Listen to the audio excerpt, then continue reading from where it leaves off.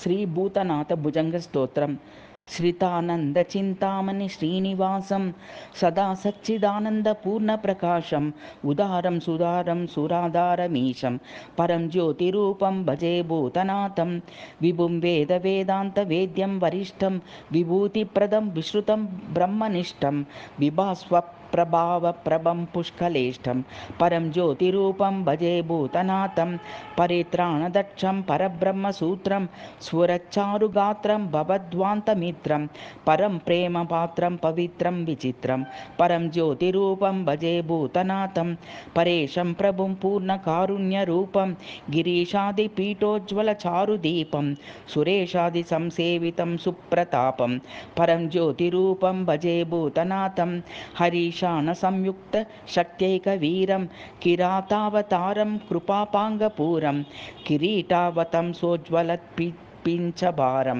పరం జ్యోతిరూపం భజే భూతనాథం గురుం పూర్ణలావణ్యపాదాదికేశం గరీయం మహాకోటి సూర్యప్రకాశం కరాంబోరుహన్యస్తవేత్రం సురేశం పరం జ్యోతిరూపం భజే భూతనాథం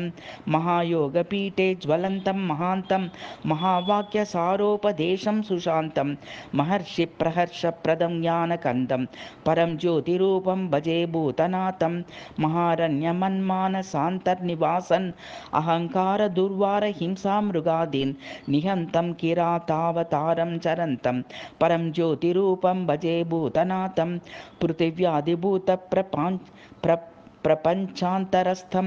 పృథగ్భూత చైతన్యజన్యం ప్రశస్తం ప్రధానం ప్రమాణం పురాణ ప్రసిద్ధం పరం జ్యోతిరూపం భజే భూతనాథం జగజ్జీవనం పావనం పావనీయం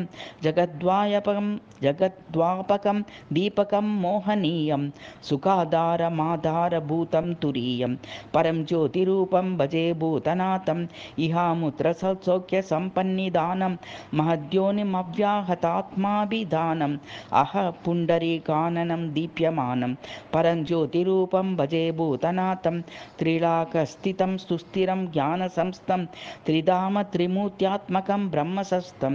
త్రయీమూర్తిమార్తిచ్చిదం శక్తియుక్తం పరం జ్యోతిరూపం భజే భూతనాథం